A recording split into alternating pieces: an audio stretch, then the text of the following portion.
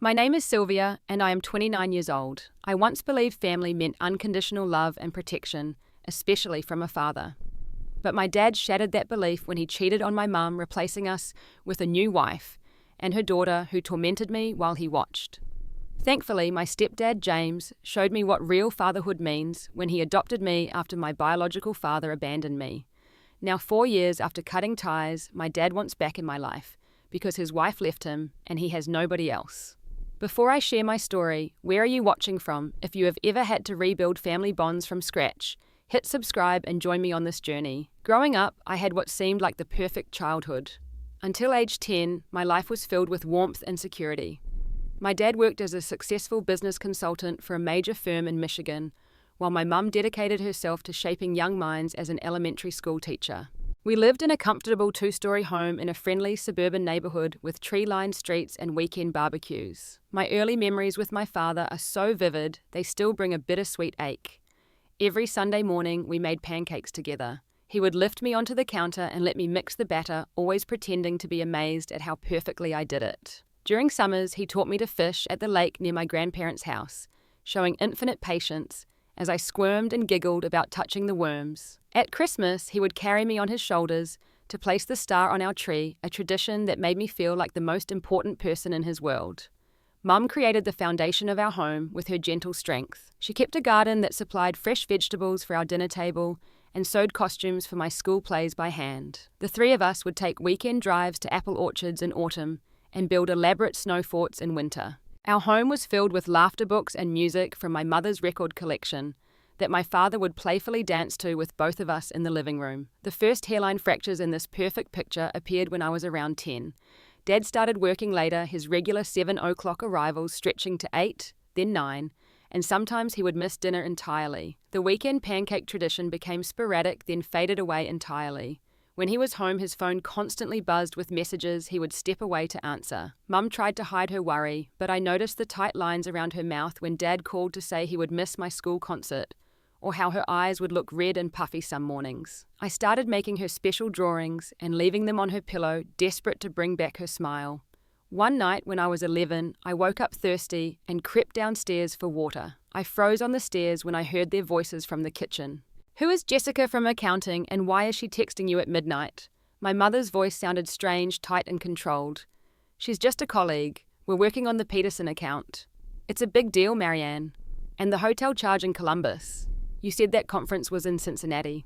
The venue's changed last minute. Why are you checking the credit card statements like you're some kind of detective?" "Asasi."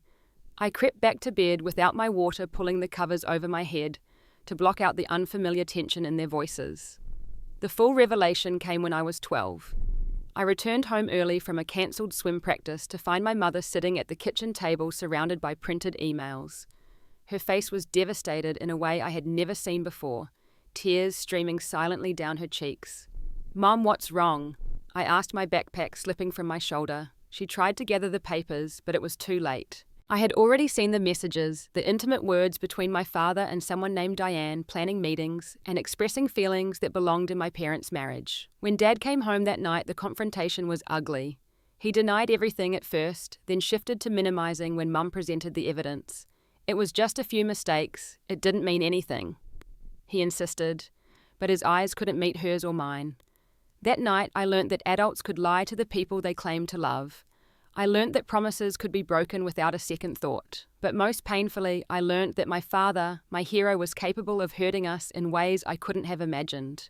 The separation happened quickly after that. Mum and I moved to a small 2-bedroom apartment about 20 minutes from our house. The sudden downgrade was jarring. Instead of my spacious bedroom with the window seat where I used to read, I had a cramped room with barely enough space for my bed and dresser. The kitchen was so small that 2 people could hardly stand in it together. What hurt more than the physical downsize was watching my mother struggle financially. Dad had been the primary earner, and although he was ordered to pay child support, the payments were often less than what was required and sometimes late. Mum picked up tutoring jobs after school to make ends meet. I overheard her crying on the phone to her sister about possibly having to take out a loan to cover winter heating costs. Weekend visits with Dad began as court-mandated arrangements, stilted and formal. He rented a small apartment that felt temporary and unlived in. There were no photos on the walls, minimal furniture, and a refrigerator that contained little more than takeout containers and beer. Our conversations became superficial. He would ask about school, nod distractedly at my answers, and check his phone constantly. I noticed how he started to phrase things differently. Instead of our home when referring to where Mum and I now lived, he called it your mother's place. Instead of our family, he began using you and your mum. Subtle shifts that created distance between us. The man who once seemed eager to hear every detail of my day now seemed to be merely enduring our time together, fulfilling an obligation. During those initial months, I clung to the hope that things would normalize, that Dad would realize what he had lost and fight to repair our relationship. Instead, I watched him slowly slip away, becoming a stranger who happened to share my DNA. 6 months after the separation, my father dropped a bombshell during one of our weekend visits. He wanted me to meet some special people in his life. That Sunday, I found myself sitting across from Diane, my father's affair partner, and her daughter Ava, who was exactly my age at 13. The restaurant he chose was far nicer than any place he had taken just me since the separation. I noticed immediately how he pulled out Diane's chair, touched her back gently as she sat, and how his eyes kept returning to her face when she spoke. These were gestures of attentiveness I hadn't seen from him in years, certainly not toward my mother in the final years of their marriage. Diane was everything my mother wasn't: superficially attractive in a polished way, with expertly highlighted hair, designer clothes, and a loud, confident laugh. She dominated the conversation, telling stories about her job in pharmaceutical sales that made my father chuckle appreciatively. I poked at my pasta, feeling invisible. Ava, meanwhile, was a study in calculated performance. When the adults' attention was on her, she was sweetness personified, asking me questions about school and hobbies with a practiced smile that never reached her eyes. But when my father and Diane became absorbed in conversation, I caught glimpses of cold assessment in her gaze as she looked me over. "I love your sweater," she said when her mother went to the restroom. "It's so brave of you to wear something so unique." It was my favorite sweater, one my mother had given me for Christmas. The backhanded compliment made my cheeks burn. Just 8 months after the divorce was finalized, Dad called to tell me he and Diane were engaged. He delivered this news casually, as if he were merely commenting on the weather, not announcing a seismic shift in our already fractured family structure. "Isn't it a little soon?" I asked, unable to mask my shock. "When you know, Sylvia," he replied dismissively. "We're adults. We don't need to waste time when we found the right person." The unspoken implication hung in the air: my mother had not been the right person, and those 15 years of marriage had been a waste of his time. I wondered where that left me. When I told Mum about the engagement, she simply nodded and continued chopping vegetables for dinner. But later that night, I heard muffled crying from her bedroom. She was trying so hard to be strong for me, but this news had reopened wounds that had barely begun to heal. The wedding was scheduled for June, right after my school year ended. For weeks I debated whether I should attend. Mum, with characteristic selflessness, encouraged me to go. "He's still your father, Sylvia. Whatever has happened between us shouldn't affect your relationship with him." But it had already affected everything. How could it not? The ceremony took place at an upscale country club with sweeping views of manicured golf courses. Diane wore an elaborate white gown that seemed excessive for a second marriage, and Ava served as her maid of honor in a pale pink dress that coordinated with the abundant floral arrangements. I sat in the front row on my father's side, surrounded by relatives and friends who avoided eye contact with me as if my presence was an uncomfortable reminder of Dad's previous life. During the vows, when he promised to love and cherish Diane forever, I couldn't help but remember he had made those same promises to my mother. After the ceremony, the photographer arranged groups for pictures. I stood awkwardly to the side until my father beckoned me over. But in every formation, I was positioned at the edge, an afterthought, easily cropped out if desired. In the central photos, it was always the three of them, my father, Diane, and Ava, a perfect new family unit. During the reception, Ava approached me at the refreshment table when no adults were watching. "Your dad says your room at our new house is smaller than mine, but don't worry, it's not in the basement or anything," she said with mock concern. "Though it is pretty far from everyone else's. Probably better that way, don't you think?" The knife twist was expertly delivered. Not only was I learning about my future living arrangements secondhand, but I was also being informed of my literal marginalization in my father's new home. The new house they moved into after the wedding was indeed spacious and impressive, a colonial-style home in an exclusive neighborhood with a circular driveway and professional landscaping. During my first weekend visit post-honeymoon, my father led me to my new room. As Ava had accurately reported, it was the smallest bedroom located in a separate wing from the master suite and Ava's room. While Ava's room had been completely renovated with custom built-ins, a window seat, and brand new furniture, mine contained the old guest room furniture from my father's temporary apartment. There were no personal touches, nothing that acknowledged my existence in his life prior to this moment. "We can pick up some posters or something to make it more you," he offered, glancing at his watch. "Not today, though. Diane has reservations for dinner at 7. As he spoke, I noticed how many times he referred to decisions as things we or Diane had made. I was being hosted in their home, not welcomed into a shared space that was partly mine. The message was clear: I was now a visitor in my father's life. The bullying started subtly but escalated quickly once Ava realized there would be no consequences for her actions. It began with small things missing, a favorite hair clip disappearing from my overnight bag, my toothbrush mysteriously wet when I hadn't used it, yet the bookmarks moved in the novel I was reading. When confronted, she would widen her eyes innocently. "Why would I touch your stuff? I have much nicer things of my own." And my father would nod in agreement. "Don't be paranoid, Sylvia. You're probably just misplacing things." At school, the torment became more public. Ava and I attended the same middle school, though we had been in different classes before the marriage. She spread rumors that I was emotionally unstable because of my parents' divorce, telling people to be careful around me because I would totally freak out over nothing. She would invite groups of friends to their house during my visitation weekends, parading them past my room while loudly whispering, "That's my stepsister. She only stays here sometimes because her mum lives in some tiny apartment." When I was 14, I saved up babysitting money for weeks to buy a special outfit for the 8th grade formal. The night before the event, I discovered the blouse had a large stain that looked suspiciously like nail polish. Ava feigned sympathy. "That looks like the same color I use, but mine is safely in my room. Maybe you should be more careful with your things, especially the cheap ones. They damage so easily." Diane was more subtle in her cruelty, but equally effective. She never directly insulted me, but had a knack for undermining comments delivered with a smile. "Oh, you're wearing your hair that way. Brave choice.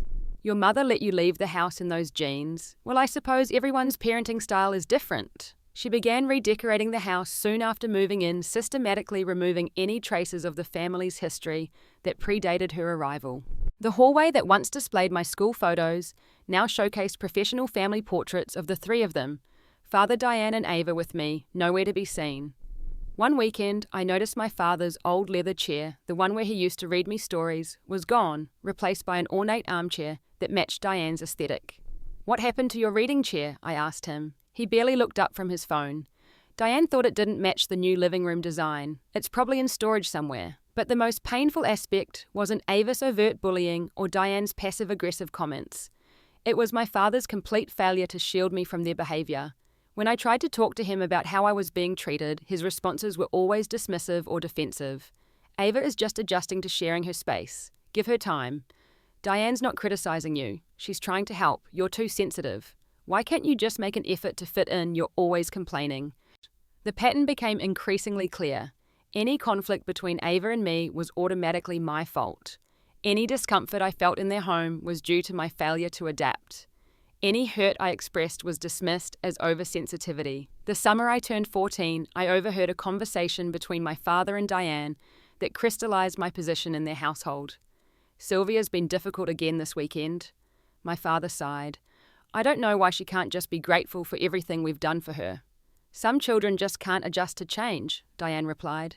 "It's not your fault, honey. Some people are just born with that victim mentality, always looking for problems instead of solutions." "I sometimes wonder if these visitations are even worth it," he muttered. "They just seem to make everyone miserable." I stood frozen in the hallway, a glass of water in my trembling hand, as I realized I had become nothing more than an obligation to him, a source of disruption in his new, perfect life. The final confirmation came during a parent-teacher conference that fall. Both sets of parents attended my mother with her new boyfriend James, and my father with Diane. As we all sat awkwardly in the classroom waiting for our turn, I watched my father across the room. He looked uncomfortable, checking his watch repeatedly, while Diane scrolled through her phone with obvious boredom. My English teacher called us in and began discussing my work, mentioning that I had shown exceptional talent in creative writing, but had seemed withdrawn in recent months.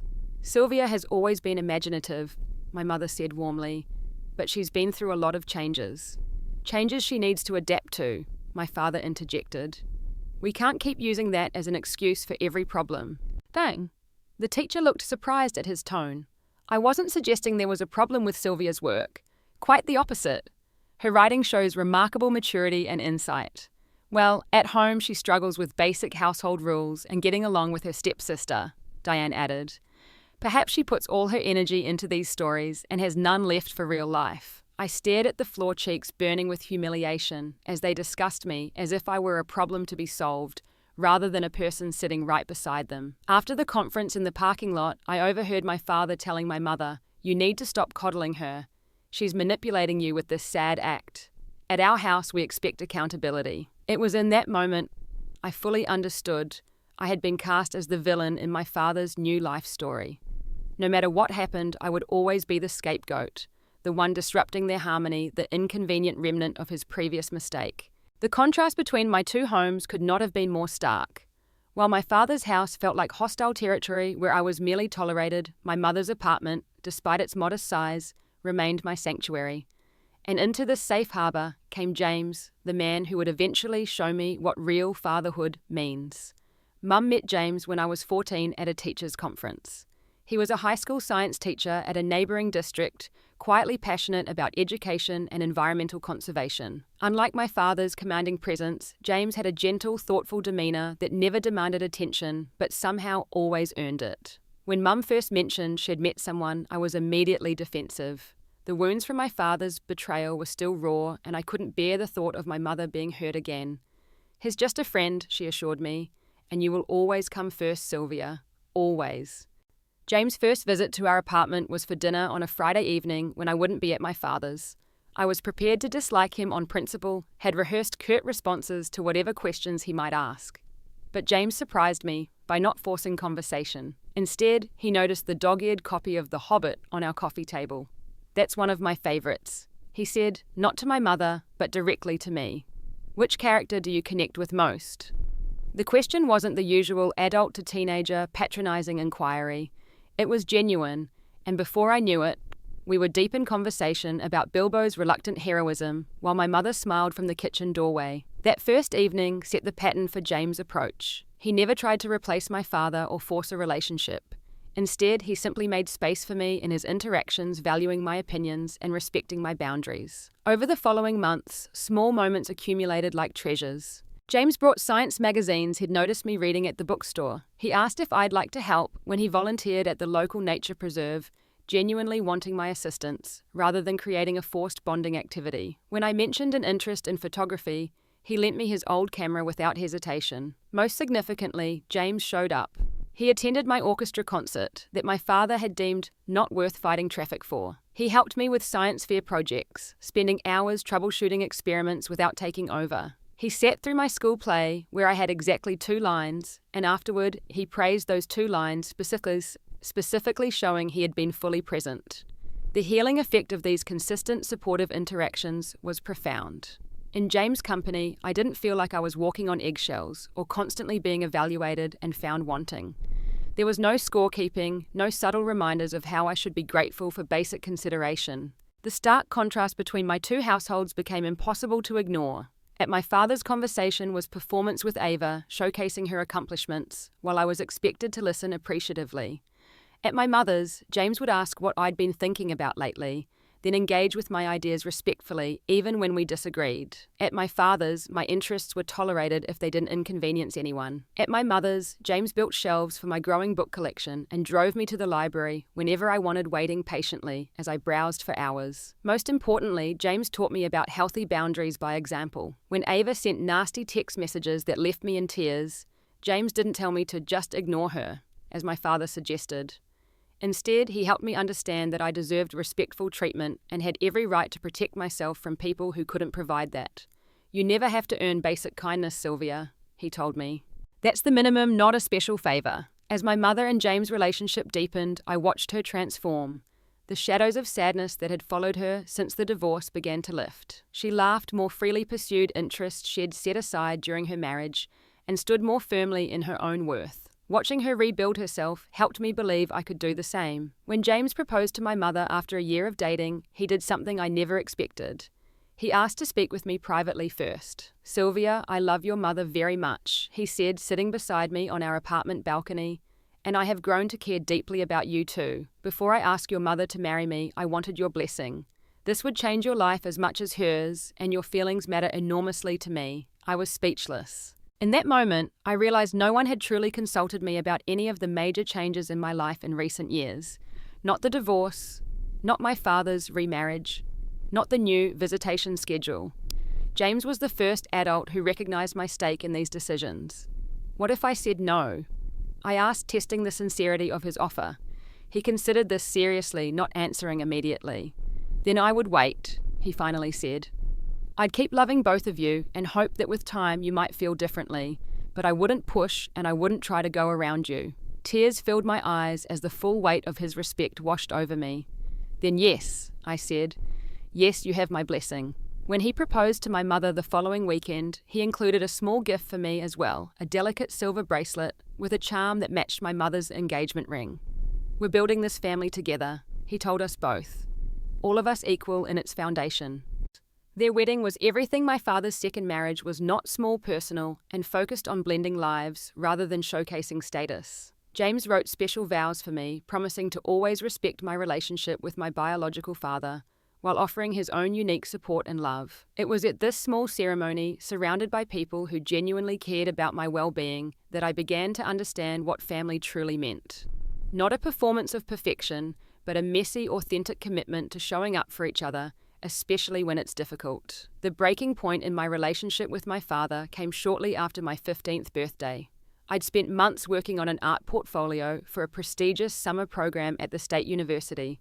The competition was fierce, accepting only 20 students from the entire region, and the deadline was approaching. I had brought my nearly completed portfolio to my father's house that weekend because I needed to finalize it before Monday's submission. The centerpiece was a mixed media self-portrait that incorporated elements of my childhood photos and symbolism representing both my past and future. I'd worked on it for weeks, pouring my confusion, pain, and hope into every element. On Saturday afternoon, I returned from getting a snack to find Ava in my room standing over my open portfolio. As I watched in horror, she accidentally spilled her cranberry juice across my self-portrait, the red liquid seeping into the paper and photographs destroying weeks of work. "Oops," she said with wide-eyed false innocence. "I was just looking. It slipped." The devastation must have shown clearly on my face because she quickly called out, "Mom, Sylvia's freaking out over an accident." Diane appeared in the doorway, took one look at the situation, and immediately began damage control for her daughter. "It was clearly an accident, Sylvia. Ava was just taking an interest in your art. There's no need for dramatics." "She did it on purpose," I said, my voice shaking. "She ruined my portfolio for the summer program. The deadline is Monday." "Do you hear yourself?" Diane asked incredulously. "You're accusing Ava of deliberately destroying your work. Why would she do such a thing?" The question was so disingenuous, it left me speechless. 3 years of Ava's calculated cruelty, always carefully executed to maintain plausible deniability, flashed through my mind. My father appeared then, drawn by the commotion. "What's going on?" Before I could explain, Diane jumped in. Ava was looking at Sylvia's art project and accidentally spilled her drink. Now Sylvia's accusing her of doing it deliberately. She's working herself into quite a state. I looked to my father desperately, hoping that just this once, he would see through the manipulation, would recognize the pattern that had been playing out for years. I needed him to be my father, to protect me, to acknowledge the truth. He sighed heavily, and for a brief moment, I thought he might actually stand up for me. Instead, he said, "Sylvia, accidents happen. I'm sure Ava feels terrible about it." Ava produced immediate crocodile tears. "I do feel awful. I was just trying to see her work because she never shows me anything." "See," my father said, as if this performance proved everything. "No harm intended. You can redo it, can't you?" Something broke inside me at that moment, the last fragile thread of hope, that my father would ever truly see me, would ever choose me. "Redo 3 weeks of work in one day." My voice was unnaturally calm. "No, Dad, I can't. But that's not really the point, is it? The point is that you will always believe them over me. Always." "Don't be dramatic," he said dismissively. "This isn't about taking sides." But it was. It always had been. And in that moment of crystal clarity, I made a decision I would no longer subject myself to this emotional gauntlet. I carefully gathered the remains of my ruined artwork, placed them in my portfolio case, and began packing my overnight bag. "What are you doing?" my father asked. "I'm going home," I replied, continuing to pack methodically. "Don't be ridiculous. Your weekend visit isn't over until tomorrow evening." I looked up at him, then meeting his eyes directly. "I can't do this anymore, Dad. For 3 years, I've tried to fit into your new life. I've endured Ava's bullying and Diane's constant criticism. I've watched you choose them over me in every conflict, large and small. I've tried to be the perfect, undemanding daughter who doesn't cause problems, and it's still never enough. You're overreacting, so," he said. But there was uncertainty in his voice now. "No, I'm finally seeing things clearly. Either you address the way I'm treated in this house, the bullying, the scapegoating, the complete lack of support, or I won't be coming back." Diane gasped theatrically. "Are you giving your father an ultimatum after everything we've done for you?" I almost laughed at the absurdity of everything they've done for me, as if providing basic accommodations during court-mandated visitation was some extraordinary generosity. "I'm setting a boundary," I corrected her, using the term my therapist and James had taught me. "I'm saying I deserve to be treated with basic respect in my father's home." My father looked genuinely flustered.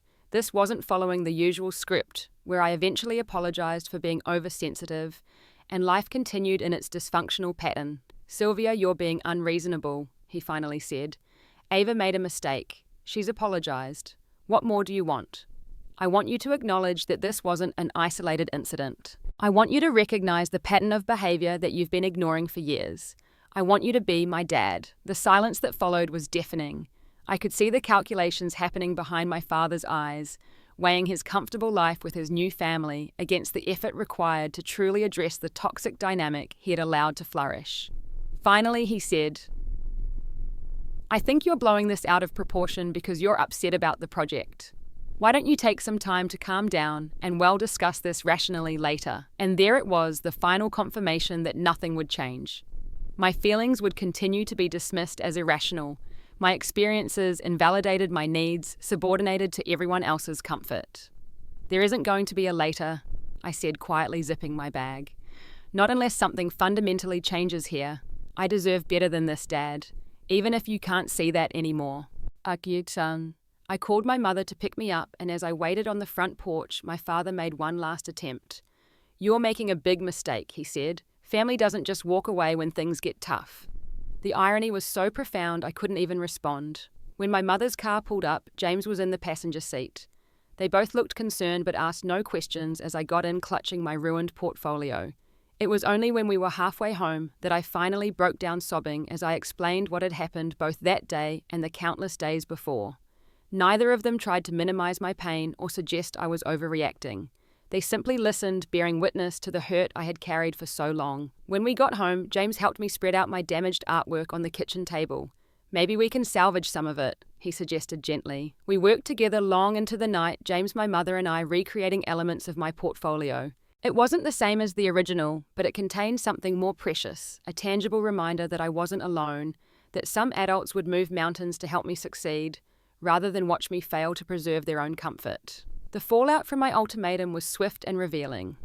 My father initially made a half-hearted attempt to get me to return for the next scheduled weekend, calling to say that Ava feels really bad about what happened, and that everyone misses you. But when I reiterated my condition that the bullying needed to be acknowledged and addressed, he quickly retreated. "I can't force Diane and Ava to walk on eggshells in their own home," he said, the ownership of the house tellingly exclusive of me. "Maybe we need to take a break from these visits until you're in a better headspace." His framing placed all responsibility on me. My headspace was the problem, not the toxic environment he'd created. It was the last confirmation I needed that nothing would change. 2 weeks after the portfolio incident, my mother received a call from her lawyer. My father was contesting the custody arrangement, claiming I had behavioral issues that made visitation counterproductive.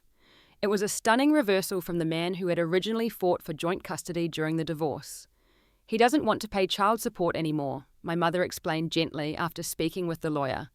"If he gives up his parental rights and visitation, he thinks he can escape financial responsibility too." The legal battle that followed was mercifully brief but deeply painful. My father's petition included affidavits from both Diane and Ava describing me as emotionally unstable, deliberately provocative, and resistant to family unity. Reading their characterization of me, a complete inversion of reality, was like being gaslighted in official court documents. My therapist provided a counterstatement detailing the emotional impact of the ongoing hostility I'd experienced in my father's home. At 15, I was old enough for the judge to consider my preferences seriously, and I wrote my own statement describing the scapegoating and my reasons for wanting to end visitation. What hurt most wasn't my father's willingness to paint me as the problem, it was his eagerness to sever our relationship entirely once it became inconvenient. When his initial strategy of escaping child support failed, the judge saw through this transparent attempt. He surprised everyone by agreeing to terminate his parental rights completely if it meant ending his financial obligations. There was a surreal quality to sitting in a courthouse watching my father sign away his legal connection to me. He avoided eye contact throughout the proceeding, speaking only when directly addressed by the judge. When asked if he understood the permanence of his decision, he simply nodded and said, "It's for the best." No explanation of why it was for the best. No acknowledgement of what he was throwing away. No goodbye. He left the courthouse without looking back, his lawyer trailing behind him with a briefcase full of papers that officially ended 16 years of fatherhood. As devastating as that day was, it also opened the door to something beautiful. James, who had been a consistent, loving presence in my life for over a year, approached me that evening. "Sylvia," he said, sitting beside me on our apartment balcony, where we often had our most important conversations. "I want you to know that nothing has to change if you don't want it to, but if you would allow me the honor, I would like to legally adopt you as my daughter." The thoughtfulness of his phrasing, the emphasis on my choice, the recognition of the honor he saw in the relationship rather than the burden struck me deeply. "You want to adopt me?" I asked, barely able to process this offer coming so soon after my biological father's rejection. "More than anything," he said, his voice thick with emotion. "But only if that's what you want too. There's no rush to decide." But I didn't need time. In the year we'd known each other, James had shown me more genuine fatherly love than my biological father had in the last 5 years combined. "Yes," I said simply. "I'd like that very much." The adoption process took several months, during which my father made no attempt to contact me. No calls on my birthday, no texts asking how I was doing. It was as if 16 years of shared history had been erased, along with his legal obligations. On the day James' adoption of me became official, we held a small celebration in our apartment. My mother's parents came along with James' sister and her family. There was cake and presents, but the most meaningful moment came when James gave me a letter he'd written. "Sylvia," it began, "today the law recognizes what my heart has known from the beginning. You are my daughter. Not because of biology or obligation, but because of the privilege of knowing you, learning from you, and growing alongside you. I promise to honor your past while helping you build your future. I promise to listen more than I speak, to support more than I direct, and to love unconditionally, even when loving is difficult. Thank you for allowing me to be your dad." It was everything a father should be, a recognition of me as a complete person with my own history and agency, worthy of respect and unconditional love. The contrast with my biological father's absence couldn't have been more stark. Yet despite the pain of his rejection, the security of James' steady presence began to heal wounds I hadn't even fully acknowledged. With therapy and family support, I started rebuilding my sense of self-worth that had been so damaged by years of scapegoating. Throughout high school, James never missed a parent-teacher conference, a choir performance, or an art show. He helped me research colleges, driving me to campus visits, and asking thoughtful questions during tours. When I struggled with calculus, he found me a tutor and celebrated every small improvement.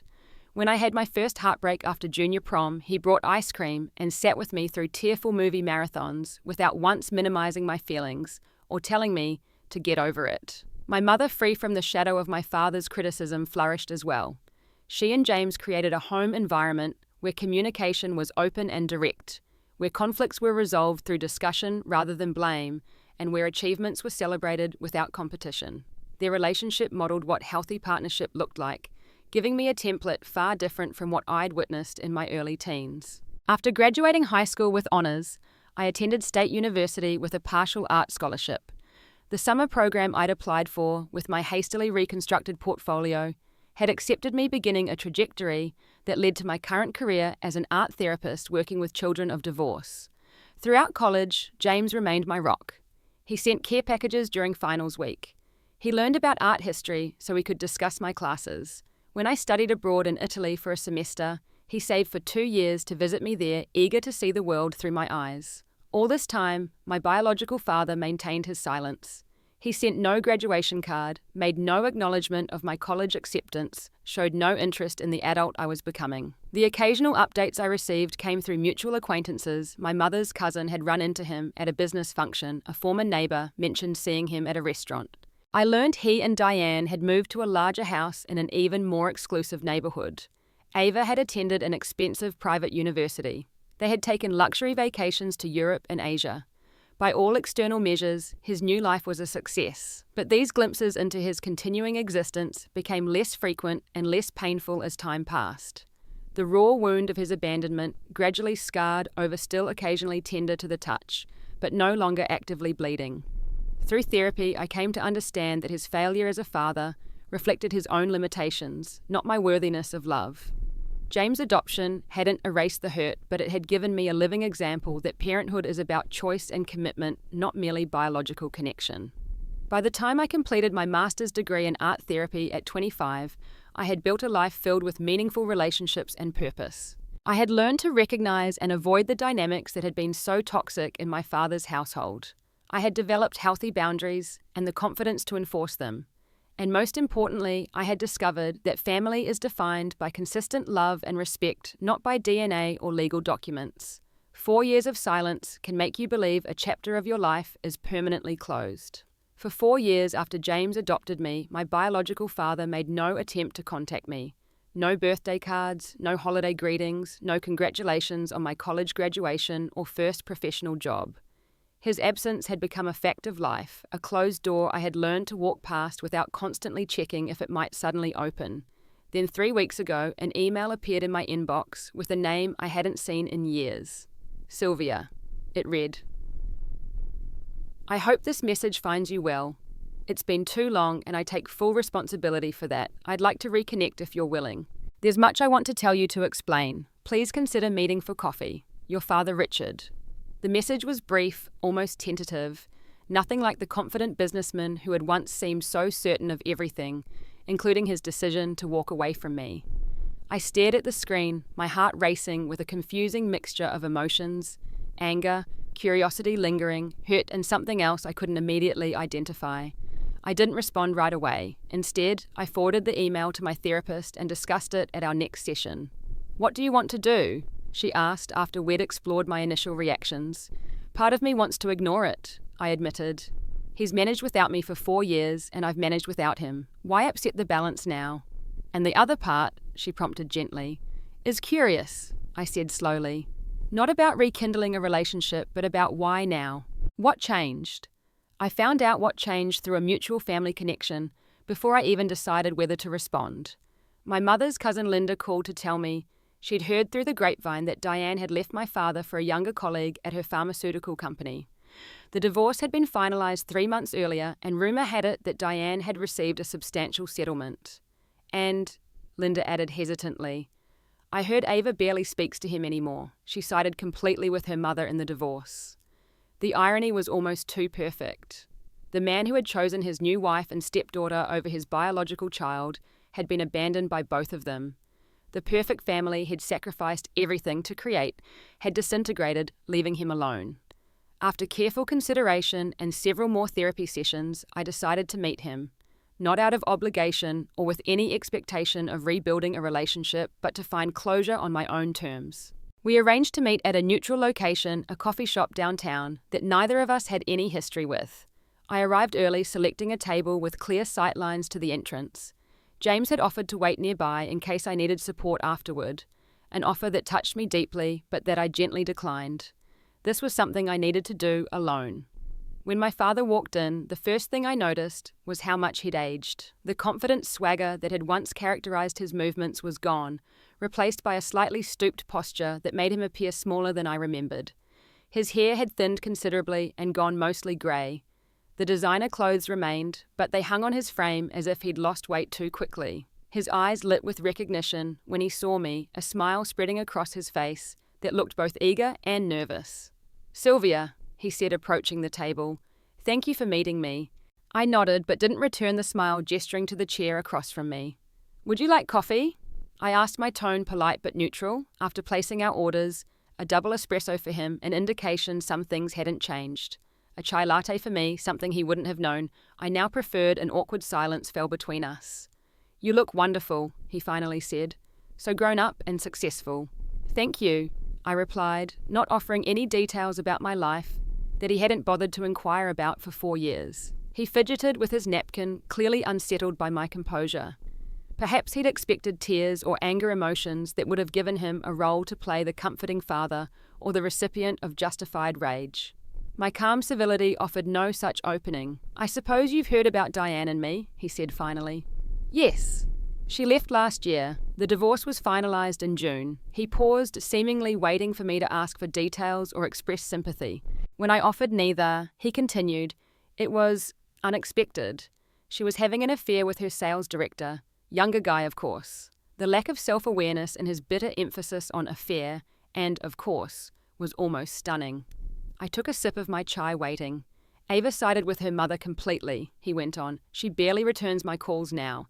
Says I was never really her father anyway, just her mother's husband.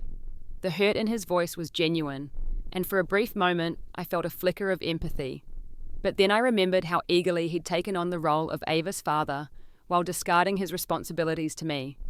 That must be difficult. I said, my tone neutral but not unkind.